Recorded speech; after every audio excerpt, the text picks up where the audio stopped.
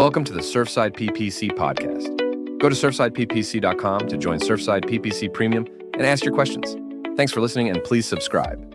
What's up, everyone? Welcome to episode 10 of the Surfside PPC podcast. As always, we will have a premium version of this podcast episode as a video. So you can get that if you join Surfside PPC Premium. My YouTube membership, Patreon, or school, it's all available there. So you can get it out any of the channels that you decide to choose. Obviously, just choose one, and that's where you can get all of the premium content that comes out. So today, I'm going to be going over a little bit about e-commerce, Google Ads for e-commerce, and some strategy. I got questions related to e-commerce. So I'm going to really just focus on that for today.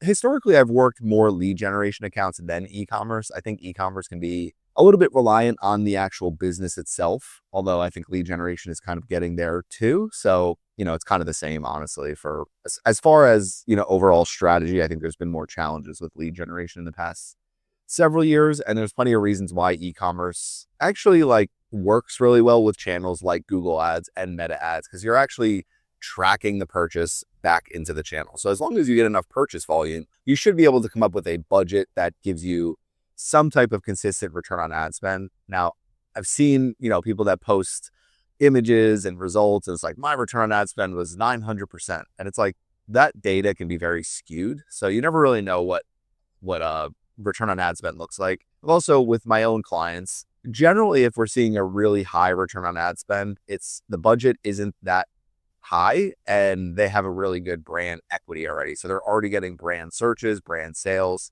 Google Ads starts taking up some of those. So it's a lot to think about when it comes to e-commerce, and there's not really like a one size fits all strategy. But I will go over today. The very first question I got was related to just strategy. So we'll put in our question number 1. What is your Google Ads strategy for e-commerce companies? Do you use different types of campaigns? And what's the best strategy to maximize my return on ad spend? Should I be focused on just return on ad spend or top of the funnel traffic too? Okay, question number 1. Essentially, what is your strategy in Google Ads for e-com? So for me, the main thing is understanding the difference between bottom funnel traffic, middle funnel traffic, and top of funnel traffic. So the thing with e-commerce is you're generally not going to have somebody who searches a specific term where it's like back pain or back brace, somebody who's searching for a back brace. It might take them a while before they actually choose which one they purchase. They may click on the first link and purchase. The problem right now is with Google Ads is we have an abundance of choice with Google in general. I don't think that's a problem. I think it's a good thing. It's just from a Google Ads perspective, it lowers conversion rates. So people click on your ad the first time when they search back brace, they may interact with your business 2, 3, 4 times. They may go to your YouTube channel to watch a video. They may go on your website to read testimonials and reviews. They may end up forgetting about you altogether and coming back through Meta Ads. So it's one of those things that you need to understand that the e-commerce journey is not like this straight line from click to sale. Okay, we're good. It's really understanding what are the results telling us as they come into Google Ads and using that to basically adjust your strategy. So the very first thing that I always say is if you're running Performance Max, and you should for e-commerce, that's kind of the campaign that tends to perform the best for me. But if you're running Performance Max, I do like to split brand versus non-brand, because then you can essentially say, okay, this campaign over here is not targeting brand at all. It's just targeting our middle funnel, top of funnel keywords. We can bid going after a lower return on ad spend with the understanding that we're not getting brand keywords driving that high return on ad spend. So it's almost when people are searching for the products that I'm offering, I want them to go into my non-brand Performance Max campaign. As they go through the process of, okay, maybe they watch a video, maybe they do, all these different interactions that they may have. I'm just trying to figure out all the different conversion paths that people take. And I'm trying to basically feed that information to Google and feed that information to Meta as best as I possibly can. Now, I know I'm mentioning Meta, this will focus on Google Ads, but essentially that's my main goal. And by splitting the Performance Max campaigns, I can actually say, hey, this campaign that has brand focus in it, we're setting a 600% return on ad spend. Our budget is set at $150 a day. Maybe it's much higher. Depends on what the industry and business is. And then this non-brand, we're going to set at $50 a day. And this one, we're going to set a return on ad spend target of basically 100%.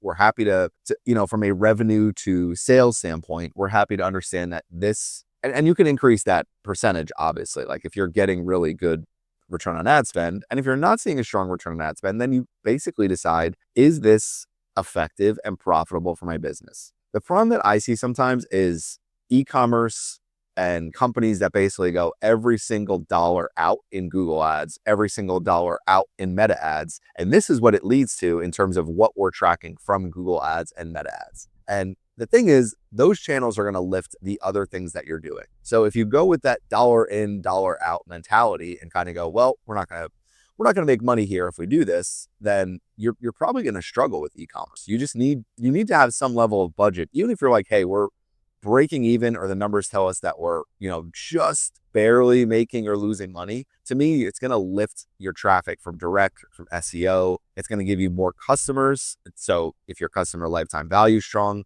So really, e-commerce ads are one of those things that for most businesses you should be running if you have an e-commerce business, especially with repeat customers. If you're like, hey, we sell one product and your business really just isn't designed that well for Google ads and meta ads. It's like you're really looking more at that, money in, money out, and you need to figure out how to make your product into something that has a higher customer lifetime value. So back to strategy. My biggest thing with strategy is setting up brand versus non-brand performance max campaigns with the understanding that we're going to be bidding separately based on which campaign it is, and understanding that top of funnel, middle funnel traffic is not going to perform as well as our bottom funnel traffic. So our brand campaign, the goal is getting people to drive the sale. The non-brand campaign, the goal is getting people into the funnel. So you always want to have people entering the funnel. And as that starts slowing down, drying up, you'll see your revenue also start slowing down. The next thing is I do still run Google Shopping campaigns. Usually I run one Google Shopping campaign, but sometimes I take the same approach depending on my client's budget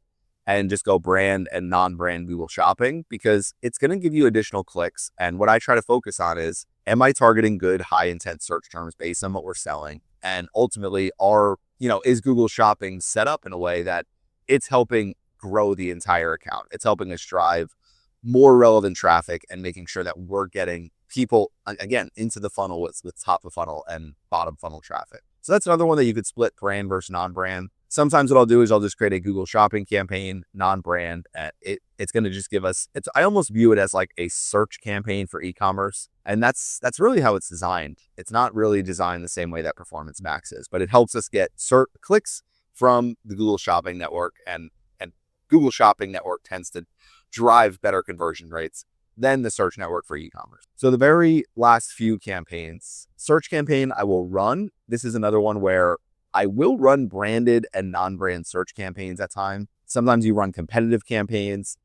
Generally anything non-brand or competitive is not going to have that strong of a return on ad spend. So you build these campaigns with the understanding like this is an investment in trying to reach new people. And, we have 10 competitors who are already doing this. So those 10 competitors are reaching people that we're not currently reaching just based on our current campaign design. Now, demand gen is something that I run more of. If you talk to a Google rep, they're going to tell you to set your demand gen budget to like $200 a day, mainly because demand gen just has tons of inventory and Google wants to fill that inventory. So demand gen will run across YouTube, the display network. The way that I generally run it is just on YouTube, and I run 3 separate campaigns. I run one for mobile, one for desktop, and one for TV screen. Really, I just want to see what are the cost per view coming in? Are they getting anything in terms of sales, add to cart, begin checkout?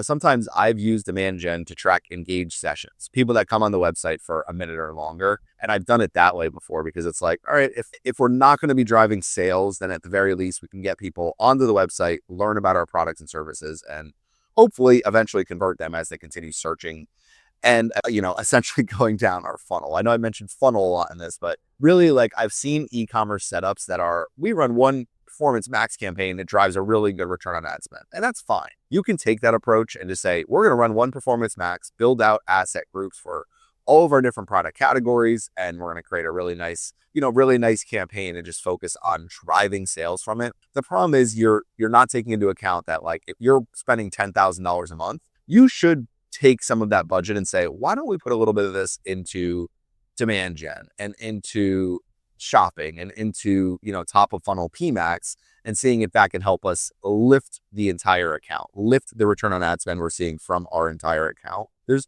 additional things you can do as far as bidding for new customers. I'm not going to cover that too much here because that's really like an account by account basis. But ultimately, it's coming up with a campaign mix where you're targeting the right people in different stages of the funnel. So that will wrap up question number 1. Basically, what is your Google Ads strategy for e-commerce? So next is going to be question number 2. Question number 2 is going to be kind of similar, what I would say, but just kind of a little bit more detailed as far as what they're looking for. So question number 2 is going to be related to optimization of e-commerce accounts and basically what are some of the steps that I take in terms of optimizing my e-commerce Google Ads accounts. So let's put in question number 2.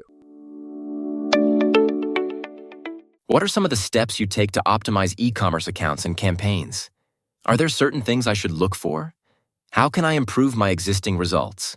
Okay, question number 2. So basically they're looking for what are some ways that you optimize Google Ads campaigns for e-commerce clients. So let's get started here. I'll have 5 different things that I go through today. So the first one is going to be conversion tracking. So I would say the first thing is just you need enough purchase conversion volume, purchase conversions and conversion revenue coming in to really optimize for that action. So one of the issues I see sometimes is people just aren't getting enough purchases. And in that case, you need to spend enough to get enough purchase data. And if you don't, then you need to incorporate begin checkout data. So I don't really use add to cart. I usually use begin checkout. I set it almost like a lead. So $1 value, I only count 1 begin checkout. So if somebody does add stuff to their cart, begin checkout, we can fire that conversion back into Google Ads as a $1 conversion. So then what I can do is have my purchase conversion, which actually fires in the dynamic revenue. So the first thing as far as optimization is making sure conversion tracking is set up correctly, making sure you have enough volume in terms of purchase conversions. If not, optimizing for some of the other actions, as far as begin checkout. Some people have like opt-in and, sign up here for your free coupon code. That's another one that you can track and just say, okay, we're just tracking, we're getting new people kind of filling out this form and we're getting their information. So number 1 is going to be just basically optimizing conversion tracking and ensuring that all the data coming in is accurate. Number 2. So one of the things with search terms is I generally leave my e-commerce more open in terms of search terms, but I do look for 2 different things. I look for very irrelevant search terms. And then as far as very irrelevant, also low quality. So like free, people that are searching reviews, people that are searching things like that, I would rather not pay for it. People that are kind of in that information learning process. The other one is just going to be, really just things that are completely not relevant to what I'm targeting. But if it's like competitive, if it's, things that are somewhat relevant in terms of like that, information-based searches in terms of like, sometimes I leave those in. It just depends on how much I'm spending on that. But I do prefer, in terms of those types of keywords, I do try to make sure that like those clicks are coming in cheap. So in terms of search terms, I'm looking for very irrelevant. I'm looking for low quality, low value, the free, the reviews, those types of Amazon, Walmart, some of those things I'll get rid of because I'm not competing with the big box retailers. And then the other thing is looking at the very high cost per click search terms at the end of the month and just seeing if there's anything that kind of stands out as, okay, we're getting, if your average cost per click is $1.50 and you have a bunch of clicks that are $5, $6, $7, $8, $9 or higher, then generally what can end up happening is like that increased cost per click. If you're not seeing increased conversion rate, then, ultimately it just drives up your costs. So getting rid of search terms that tend to be a little bit more expensive, but ultimately, I tend to leave it a lot more open. Next is going to be assets. So in terms of creating a lot of asset groups, a lot of headlines, description lines, long headlines, images, videos, I think the more you have, the better. So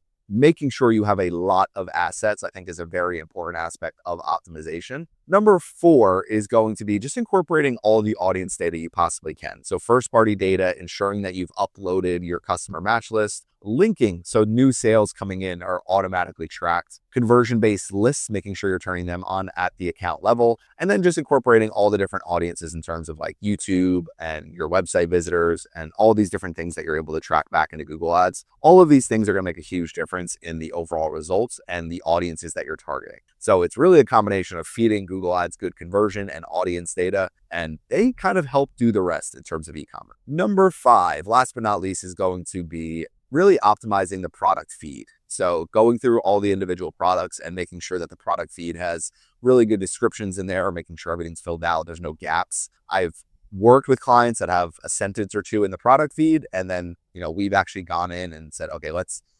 optimize. We did it once for a company with about 200 unique products, and went in. Some of them had no description, and it made a difference almost like, I don't want to say instantly, but month over month, we definitely saw a difference in terms of like what we were targeting. And it's really just helpful to give context to Google in terms of what your products actually are. This was a business with pretty unique products. So things that people would search in long tail keywords, you could actually target. There's, competition in what they were targeting, but not as crazy because it was food-based, delivery-based. And it was one of those things where they did the food and delivery really well, and they just needed somebody to fill out all their descriptions. So we did that, and it did make a difference in terms of like the results that we saw from our Google Shopping and our Performance Max campaign. So those are 5 different ways that I optimize. There's a lot of steps you could take as far as optimization. I think it's a constant, let's test, let's optimize, let's test, let's optimize. Let's see what works. Let's see what drives incremental conversion value across our account. Sometimes you may find though, like I've worked with clients where we've spent a lot, we've spent a little, and we figure out, hey, if we spend about $6,000, by the end of the month, we're going to have conversion value of about $30,000 to $40,000 attributed back to our advertisements. If we go any higher than that, we may still have $30,000 to $40,000 attributed back to our advertisements. And sometimes that's when you find you're reaching diminishing returns. So ultimately, the biggest thing to me is making sure that so Performance Max obviously is the first campaign I'm setting up. Performance Max and Shopping branded. I think if you run those 2 campaigns, set your return on ad spend targets high, that's the best way to really maximize return on ad spend for every dollar in, dollar out. As far as strategy for e-commerce growth, growing your customer list, growing your customer lifetime value, and just basically being focused more on overall growth, that's where you start incorporating more of this middle funnel, top of funnel traffic, and just understanding that, hey, if we put 10%, 20% of our budget behind this, it's going to lift the other campaigns we're running. It's going to help the SEO efforts that we're doing. It's going to help our meta ads that we're running. It's going to help our TikTok ads. So if you're running on all these channels, it's like people go from Facebook, Instagram, Google, TikTok, and some people use one or the other, but it's like you're running across all of them, and it really is the rising tide lifts all boats when it comes to e-commerce and really any other channel. But that's going to wrap up podcast episode number 10. There will be a video component to this. As always, you can get my Google Ads course at surfsideppc.com, $34.99 a year, and that will give you yearly access and all of the updates that I put out throughout this year. And if you stay on the course, you will get access, updates forever. So thank you for listening to podcast episode number 10, and I'll see you at podcast episode number 11 next week. Thanks for listening to the Surfside PPC podcast. Please go to surfsideppc.com for management or consulting options, or to get my course or join Surfside PPC Premium through my YouTube channel, my school page, or my Patreon. Please subscribe.